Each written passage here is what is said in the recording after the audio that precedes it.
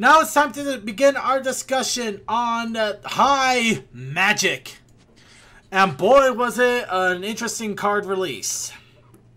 So you ready for this deal?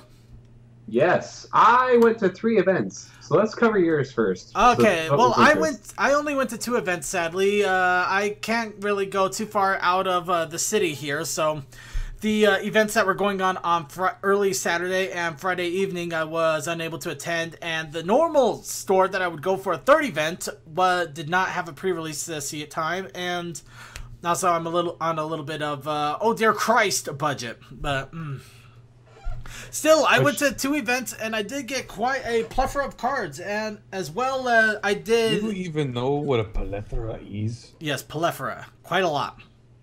Now... I was making a Three Musketeers reference. But, let's see. Sorry, I'm just reading the chat here a little bit. Now, on the different events, the first one I did horrible, but I'll get to that in a moment. And the second one, I actually I got the bronze medal. So Yay, bro. I got 3rd place. Also, before we lose Jared's attention, Trixie is a playable main in this set. We may have lost him already. Yep. Yeah, unfortunately, Trixie does. I don't think she's in the normal pack. I think you have to get the structures in order to get her. I can't remember if she's structure or ultra rare, but I think she's structure. Yeah, I know that there's a Luna ultra rare, but we're getting a little bit ahead of ourselves here. Now, the whole theme of the pack was obviously magic cards, so Trixie was a big part. Along with that, there were actually a few other themes with power ponies and rainbow and the power of rainbows. So why don't we go ahead and get started here? I'm going to start off with my first tourney on this. Now, the first one that I went to was over at a semi-local game store. It's just a little bit out of the way, 20-minute drive at worst. I got there with plenty of time to spare, and I got my deck set up. And this is where I discovered... Was it a pretty big deck? It was terrible. Would you say you have a huge deck? No. No, I did not. You tried so hard, but you didn't get very far. No, I didn't. No. But no, this one was terrible. This deck, I'm not going to kid you guys. I basically had to patch it together, and it was only because of Kevin, that I was able to actually make a deck that I could use every card in the deck to some extent. Otherwise, it literally was so patchwork together, I did not give it any chance of winning. Somehow, I managed to actually win 2 rounds, and then I lost 2 rounds, and I kind of got middle of the road there. And I didn't really get any special rare cards. I think I only got like a Moon Dancer, and that was it. So it really sucked. The whole deck sucked. The second one, though, I managed to get a lot better cards, and I even came out with an interesting idea for a deck design that I'm going to talk about near the end here. I want to save it for a little bit of a surprise, but ended up getting 3rd place, and with that, I won as a promo card, which is, I actually got the Trixie that you can see on the bottom left. Along with these, so I do have better pictures of all the cards here. So let's go ahead and go through everything here. Oh, Lord. Now, the big thing is that one of the big things about the pre-release was they had special cards called Figments. Now, another big thing about High Magic was the introduction of token cards and token generators. Now, each different color has their own separate token here. You got your critters for yellow. You have unicorns, earth ponies, Pegasus, and Figments are one for more magical based ponies, which basically are purple tokens. Yep. And the Figment tokens these ones were special for the pre-release, and they are actually semi-translucent. Yeah, they're more like. They're kind of like the cheapo lenticular plastic cards used to come in the old 90s trading card packs, except they're not lenticular, they're just straight up see-through. Yeah, and they're actually a little bit smaller than the normal cards too, which was kind of odd, really, trying to work with that. But yeah, along with that, it was still pretty awesome to get these cards. A lot of people went to several different pre-releases to get 3. Apparently, Deal did. I could only get 2 though, so I guess I only have a small figment of my imagination here. True, but Deal is awesome like that. Yeah, but along with that though, when I did manage to get 3rd place, I also managed to win the poster. Hey, me too. Yay! So I thought that was pretty cool, especially since apparently I'm not kidding. Several months ago, I bought over at an outlet store giant top loaders. These things are huge top loading plastic sheaves that are supposed to be for giant cards. I have no idea what cards these are supposed to fit or why in the world Ultra Pro created them, but apparently these posters actually fit in it. Surprisingly well. But yeah, so now as I mentioned, the new set actually has a couple of different themes. Magic was one of the big ones, and Trixie obviously is obviously a big one there because she has her own theme deck in this. I forget who the other theme deck was, sadly. They hadn't come out yet, so... Yeah, they both haven't come out yet. They have been introduced in Equestria Daily, though, with little previews of what is to happen. Mm-hmm. But yeah, Trixie was one of the big ones here. And you can see the Trixie right in the middle there is the ultra rare promo card that I received for winning 3rd place. Neat. Of course, the sad part is they also had a Rarity Truly Outrageous, which anybody in the card that knows this card game knows is a ridiculous card. Mm-hmm. Rarity, the Truly Outrageous, is a ridiculous card. That's just because Rarity is awesome. No, it's truly outrageous that this card came out since the initial premiere release and is probably one of the most used cards to the game so far. It's seeing less play now because the problems have lower bonus point values, but it's still good, especially because no one's going to turn down a free point. Nope. But yes, along with that, let me rotate this here a little bit. Let me try that one more time. Now, as I mentioned, Rainbow Power was also a big one for the pre-release here as well. You can actually get all of the different main characters with their Rainbow Power abilities, and I could see these easily becoming a staple card for most main decks. How about you? What do you think, Dale? It'd be just like it was with Whitewash and all that in Carolina Knights. And we have, Yellow has some good cards that give friends with 2 or less power or 2 or less cost bonus power. Mm-hmm. So I think we'll definitely see those and tokens, especially with the Octavia main. Do you remember her? She's actually really gross. Actually, I do remember her. I use a lot of the structure decks right now. But yeah, Power Ponies was also a big one in this time around. But there's one card I really want to talk about, which surprised a lot of people, and I kind of thought was hilarious. Kevin. Oh, you mean the changeling, the only changeling ever to be named. Well, now he has a name. Officially named by, I think it was actually, dang it, it was one of the show creators. What? Lawson, I think. How soon we forget Chrysalis. Well, Queen Chrissy. Actually, Chrissy never really was given a name by somebody, but she was never actually named in the show. Comics, yes. Comics, yeah, eventually, but I don't know. That one's tricky. Oh my god, you're right. I know, surprising, isn't it? But yeah, Kevin is actually one of the more interesting cards, and I could easily see this one becoming a staple for any deck because essentially it's a 2/2 anything. It could be any color that you wish. Which in most decks, you always think the one thing that you're always driving is. It's such a boring name. That's what makes it funny. I know it's a boring name that is completely out of the ordinary for anything in Pony. Because everything. Is there any pony that actually has like an actual like human person type of name? Have you ever heard of one with an actual human name? No. Exactly. That's what makes Kevin more hilarious. Actually, Granny Smith. There are grannies. No. Smith. Granny Smith is an apple, though.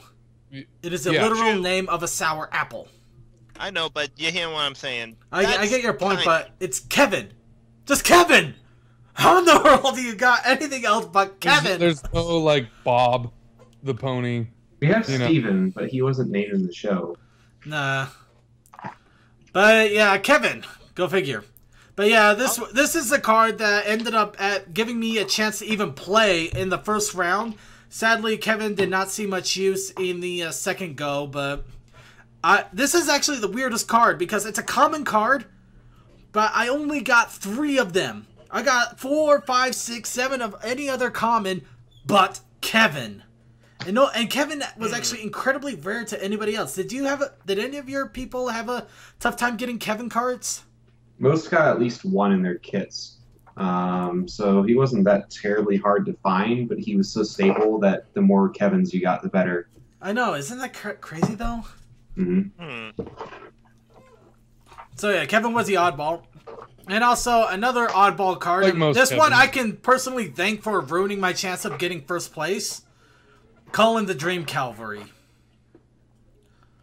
I think this is officially going to be the broken card of the set that a lot of people are going to build blue decks just to abuse the hell out of it. They had to give it something to compensate for tokens. Tokens power ramp really fast. So, yeah, giving everything Swift is really good. True, for no cost either. Mm-hmm. But anyway, moving along here, showing a few of the other cards that I picked up here. Another of the fun thing about the set is they bring up the Dream World. So you can see a lot of the different cards here. Hilariously, though, you got Mega Mare. The really hilarious thing is I actually had Mega Mare in Mega Man sleeves. Now that is funny. So there's a little bit of hilarity there, but got all the different Dream characters. Scootaloo with the giant wings, Giant Angel Bunny. You have Berry Punch with a head floating. Of course, Dream Cavalry is there again. Manly Spike. That Spike is so strong. Holy crap. I know. Kind of makes it more hilarious that you also got Humdrum in this set. Humdrum saved my life. Really? Humdrum? Yes, because he's vexing. He stopped my opponent from doing a double face-off and won me the game. I stand corrected. Yeah, Humdrum. Yeah, the vexing thing. That I actually had that saved me from double face-off, and I also played chicken with somebody who had vexing on a double face-off. That was hilarious. But yeah, here's several of the rare cards that I did pick up in the game here. I got a Tree Hugger, Moon Dancer. I got Mod Pie. I got 2 True Friends, but that was a pre-release card, so anybody would get that. And I actually got 2 Sonata Dusks. Which, personally, I find the Sonata Dusk hilarious because it's her pony form, not any kind of a siren form, and it even makes a Fighting is Magic reference in the flavor text down there. So, yeah, I was kind of happy for that. Also, as I mentioned, magic is the key word for this set, and there are a lot of cards in reference to different magic spells and things like that. Moon Dancer, Trixie is definitely in and around. You got the Magic Wings from Season 1. And you even got the Orange Frog, which made a hilarious Bananas reference. Yes, I remember that. Yeah. In fact, here's the reference right here in case you guys forgot about it last week.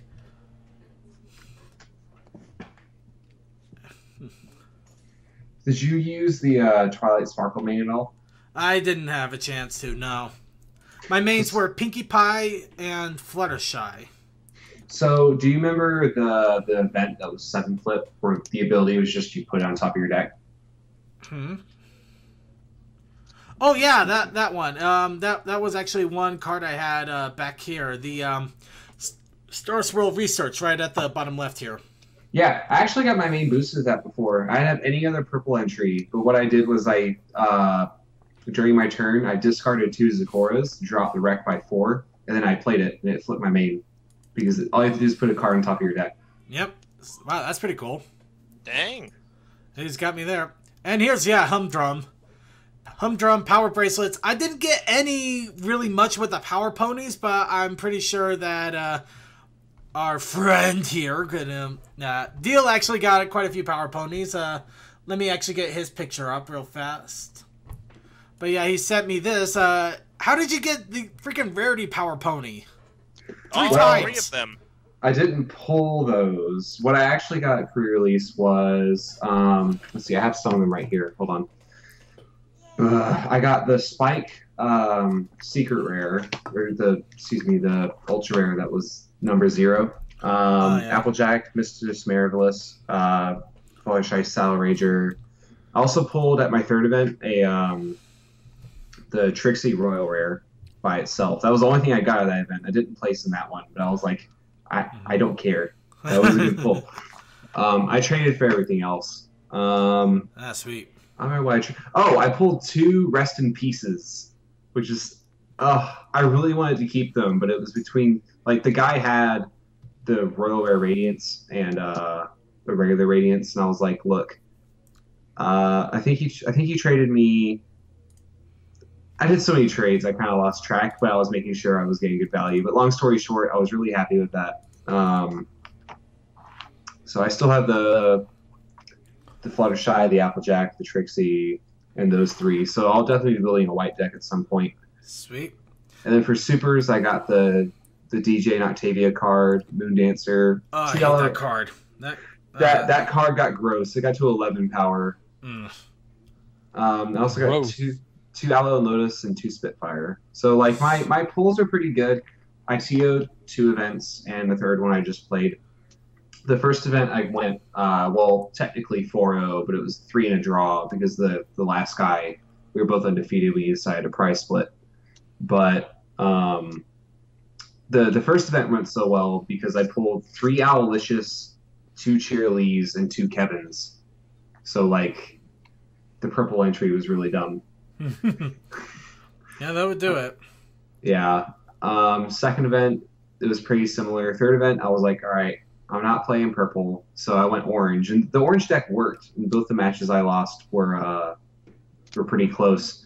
What the only issue I have the whole event, aside from there were packs or kits that didn't come with any ultras or supers, is that you could use as many of the starter problems for Premier as you wanted, and I thought it was just 1. So this guy built this really gross blue-pink deck with just all the 1/1 blues.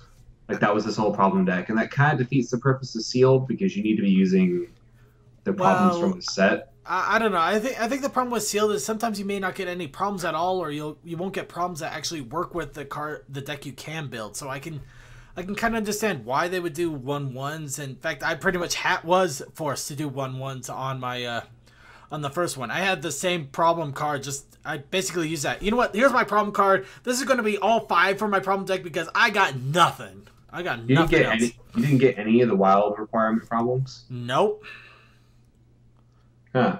So yeah, I proved beyond a shadow of a doubt that doesn't quite work for it, sadly. But yeah, just one other thing about the deck, set real fast here before we go into our thoughts about it and everything. The set introduced a lot of the golden cards, which, as we mentioned previously in the show, are a mixture of 2 colors.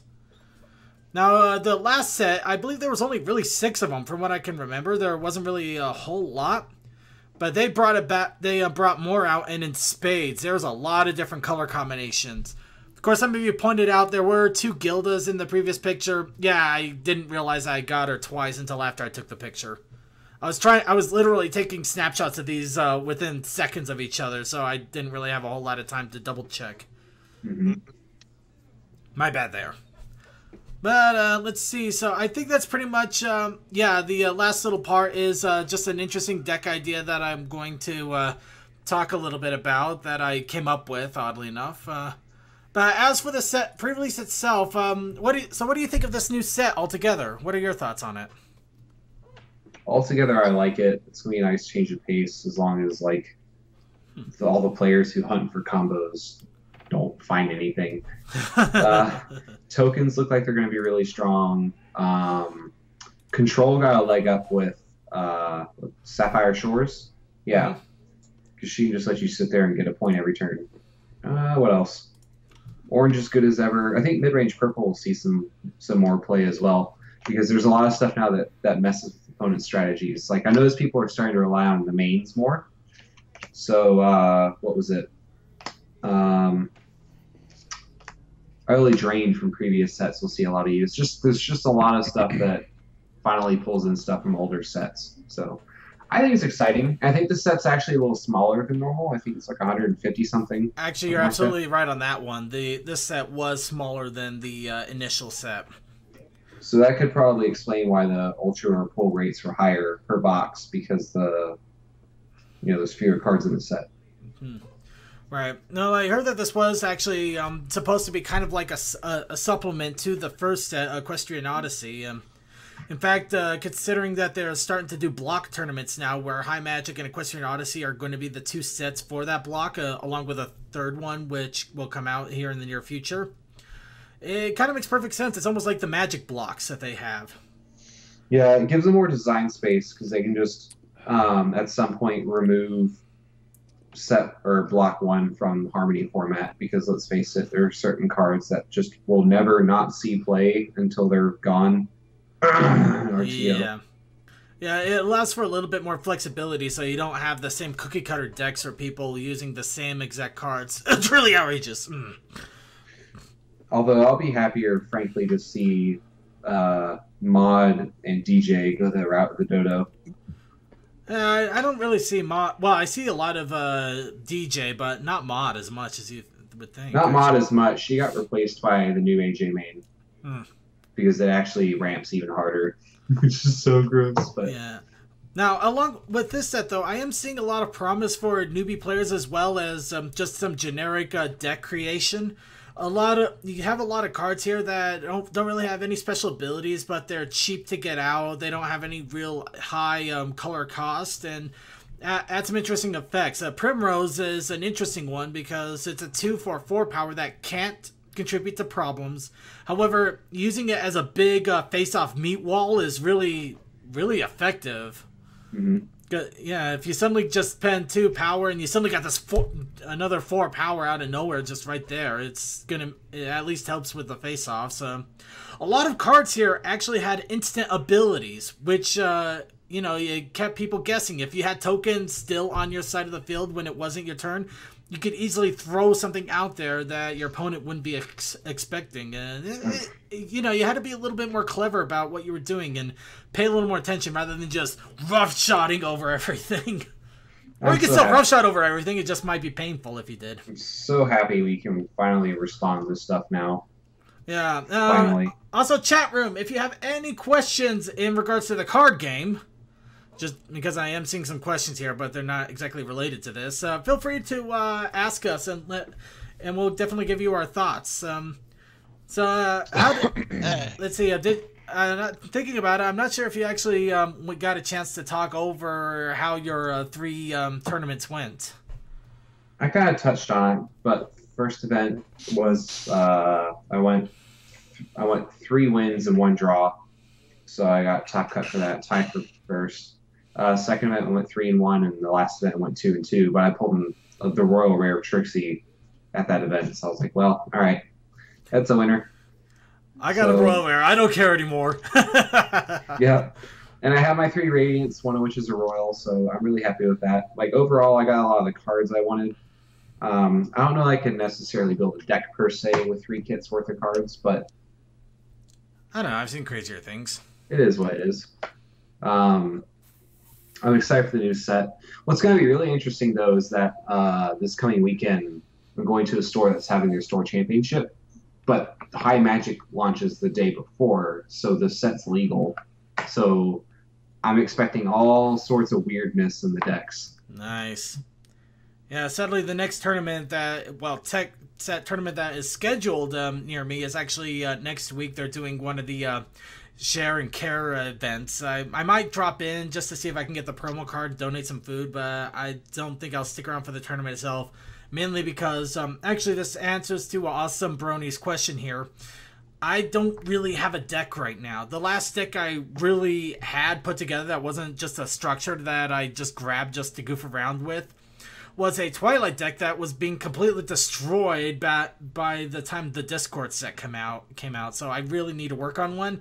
However, I do have an idea for a deck because of this set that, again, I will be touching on a little bit before we end the discussion here. So, sadly, I don't... when is the official release of High Magic? This Friday.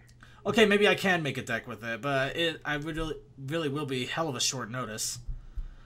Plus, I don't want to delay our Let's Play another week because I decided I want to play cards. I'll figure it out. Figure out all the things. Yes. Any case, but yeah, no, for the tournaments themselves, pretty well run. All fun stuff. I mean, I ran the first two, so of course I'm saying that they're well run. That would do it. That would do it. Yeah. I didn't run any of them this time. No, there's no bias at all. No bias whatsoever. All right. Well, okay. In that case, a good question would be: do you think the prize payouts this time were a little bit better than they were last time? They definitely were. There was a lot more prize support stuff. Like it's a little sad to not see T-shirts or mats, but the fact that there were like 7 or 8 things to give away in each kit really helped make it so that everyone walked away feeling like they got something. If they would just stop including dog tags and put something else in there, I'd be happy, because legitimately no one is excited to receive dog tags, like ever, because it's not related to the card game at all. Yeah, but I think Interplay is just throwing it in there because they probably had a lot of backup dog tags and they wanted to clear up inventory before they got the second series out. The Angel packs were a really nice touch, and I totally fell for it too. Like I've had seen that happen at events. We're like, oh, yay, a premiere pack, goody. But then it's all like it's half foils, half ultra rares. So you're like, oh. So yeah, we were pretty excited about that. Also, I have a play set of Castle of Friendship. I don't know how that happened, but that's a rare. I somehow got 3. So, actually, that is a really good card. I abuse that a little bit there on my run around to that. All right. Well, let's see. What's my favorite card I've seen in this new deck? I'm gonna actually go with the chicken, but I will explain that. Or an the actual chicken. Elizabeth. Actual chicken. There's actually a chicken in the game, but there is a method to my madness on that. Awesome Brony, not related to the card game. Kind of. I gotta admit, he does ask a lot of questions. At the same time, he's so sporadic about the questions. It's kind of amazing, really. Yeah. Let's see. Sarcasm has a little bit of a story on his side. His game story kind of got a short end of a stick. Prizes where everybody gets 2 extra packs. First and second place gets 1 more. And then they got to pick a rare card. Yeah, that sucks, dude. That's like either that or your card store screwed you. I don't know which. Actually, the card store lost money because the kits only came with 2 packs for prize support per player. So unless you didn't get 12 players, there technically wasn't enough packs for Top Cut to get an extra pack. Yeah. Well, actually, it depends on how they decided they wanted to do it. I know a lot of the stores forgoed the 2-pack prize support for people and just kind of tiered it out so the higher players would get more. The people that did better would get more packs, which I have mixed feelings of. I have really mixed feelings of because it's a pre-release. You're purely dependent on luck rather than structure. At the same time, though, I always found prize support to be interesting because you're basically giving the people that are doing really well more cards, while the people that probably need more cards in order to actually do better, less cards. To be fair, though, if you need more cards to do better, you should be spending more of your money on booster boxes, because that's where the value for money is. Pre-release is a social event. That said, it definitely should be like we had at our store, where at least everyone got an extra pack. Oh yeah, definitely. Everybody should at least get a pack, yeah. Because it's, again, like you're saying, it's not a super competitive event. You're there to have fun and look at the new set and get your feet wet. Yeah, Sarcasm said organizers looking into it, they only had 8 players at his store. So yeah, something sounds like something went wrong there. Yeah, at 8 players apiece, you would have had 8 packs to spare for price support if everyone got 2. So that, or you could always, some of the stores I go to also sell the extra packs they get if they don't fully sell out of the spots. Yeah, well, like that's fine. Well, they don't sell the packs per se. They sell the extra spots that didn't get filled. So their person registered, but then they didn't play. Yeah, that's perfectly normal. But what's not normal is to not give the full price support. Oh yeah, the third event I went to, which was at Kapow, which is really only relevant to Suki because he's the only other guy here. It's in Georgia. Was going to keep 2 of the foil cards that came in the kit for the TO. The one of the ultra rares and one of the supers. So, but they accidentally raffled it all off. So I was kind of like, it sucks for the TO, but they can just refund his entry fee. All right, awesome, Brony. Odd question. I'll go ahead and throw it out there. I don't collect the card game for the pictures because these are 99% of them are screen caps. There's really no there's really no artwork that I just can't get online for these. Aside from that, though, the ones that Pixel Kitty does, I really do love those. Those are really interesting art. However, I pick up the game because I like playing it. I find it an interesting challenge. It's definitely a little bit different. Plus, it feeds my pony habit like a nice drug. So why not? And you had to pay $30 this time, and the price went up. Actually, wow, sarcasm. Sarcasm. I don't know. That one sounds way off because, well, I paid $25 at mine for both of the entries there. The sheet that comes with the event says you can charge 25 to 30. A lot of that has to do with what the venue actually costs to run. Yeah, so. Considering though that one of my venues was literally a store in a mall, though, $30. Wow. Yeah. Anyway, and I hope you still had fun, Sarcasm. Hope you got some good rare cards there. Okay, do you think we got anything else to add regarding this? My favorite card for the set, definitely Rest in Pieces, because them feels, and also, oh god! What? Rest in Pieces. It's the event. It's got the Twyberry, or the Golden Oaks Library. Oh yeah, I saw that card, but I never actually I didn't get one. So it looks so good in person. The orange up in the picture actually kind of glows the way they foiled it. They did a really good job with it. Also, awesome, Brony. GameStops do sometimes sell the packs. It wouldn't be a great place to get the packs, though. Just don't. Yeah, you might find some. You might find a couple of the older packs and maybe a promo card if you haven't started collecting. It's a decent way of getting some of the earlier promos. But yeah, if you want to get the newer stuff, hit a card store, hit Walmart, maybe Walmart, definitely Target if you need just a normal outlet store. Potomac also sells boxes for $75 plus shipping, and you can also look at Mass Drop because sometimes they have. Or if you have Facebook, just on that. Check your Facebook as well. You might have a local group that meets up or sells boxes or packs or things like that. Also, you can buy directly from Interplay if I'm not mistaken. Don't. I wouldn't advise that because you can usually get cheaper prices from some of the card outlets, but you can buy from Interplay. It's just not recommended. Like if you already have store credit, more power to you, but it costs $125 to buy it through them and $75 to buy it through Potomac.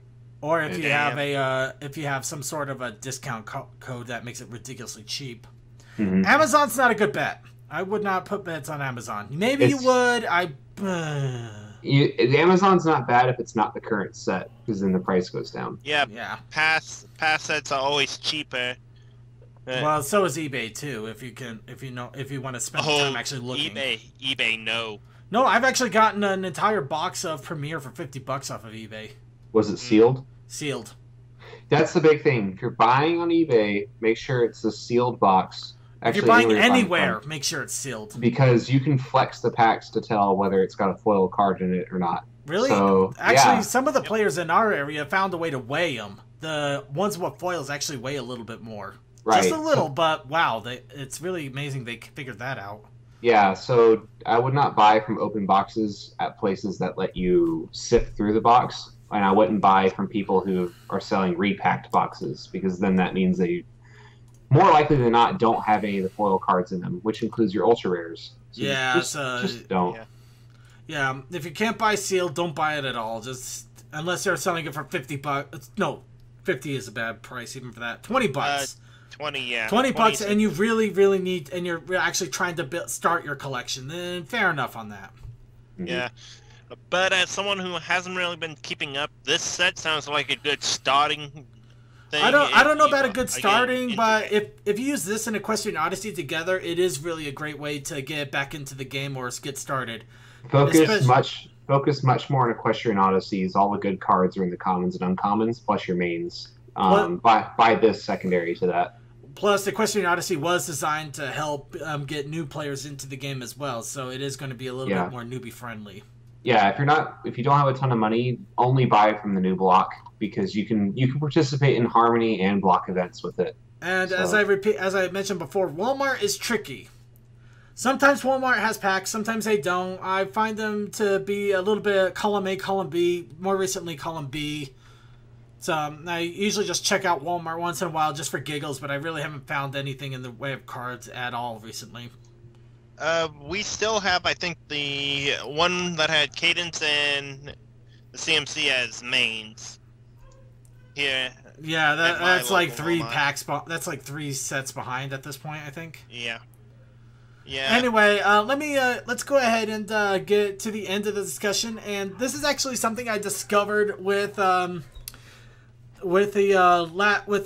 second deck, and I'm actually going to try to make an entire deck out of this. I call it the Hylian Chicken, or Hyrulean Chicken, actually. Why not just call it the Coco? I was also thinking the Cocoa. But no, the funny thing is when I got the set, I managed to get 3 Elizabeths, 3 fast foods. I also had I didn't have the ball, but I did have Rise and Shine, and I also had Tree Hugger. And Tree Hugger has an ability to move critters around for basically 2 critters for the cost of 2. So you essentially get 2 critters moving at Swift. The Elizabeths themselves have Swift. Fast food increases your all critters by 1 power, so you get 2 or 3 of those out, and your critters are already pretty strong, swift moving monsters. So it immediately came to mind. What about the Eagles from the earlier sets that you get to you can move for free if you have a pumped card under it? So I'm thinking just a massive, fast moving bird critter deck. And calling it basically like the Hyrulean Chicken or the Cuckoo. So yeah, that's an interesting. The flight of the Cocos. the flight of the Cuckoos.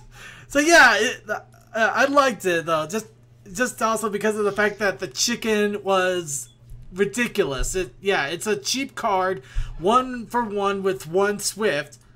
But you get some pep, you get fast foods on that thing, and you can get enough of those fast foods out there. You got like chickens running around with 3 or 4 power that can be moved for 1 token. And also Tree Hugger, which can just move them at will, so you don't even have to wait till your turn to suddenly move a bunch of chickens or other creatures around. So yeah, it's an interesting idea for a deck, and I think it could actually do some nasty, evil, horrible damage if I plan it right. So let's see. All you gotta do is find a way to get Aloysius in, and I think you got all the feathered friends. Well, not Aloysius. I probably would get the other owl, the forest owl. Well, maybe not the forest owl. I think it's blocked too, so forest owl would be out. But there's a thought to it. There's still some work needing to be done, but I thought it was pretty hilarious. The Cuckoo deck. Go for it. Yeah, the flight of Coco. That actually sounds funny. Yeah, I just like the Cuckoo deck, yeah. The joke I was making the whole time when I finally figured out just what in the world I pulled off, like, they're chickens, they're giant chickens. I'm swarming you with giant chickens. I know that there is another joke in the giant chicken thing. Yeah, it's an Animaniacs gag. But yeah, that is it for High Magic. So it gets thumbs up on my part. It's definitely a great addition to the card game and adds a little bit more to it. What was the name of that chicken? And now I'm thinking about what's the name of the chicken from Animaniacs? Is Cluckin' Boo? Chicken Boo. Chicken Boo. Chicken Boo, what's the matter with you? Yeah. There's nothing wrong with him. He's just a chicken boo. You're all nerds. You're not We are all man, nerds you're because a we chicken love excuse Animaniacs. me. At least I don't play a card game. Hey, we love our card game.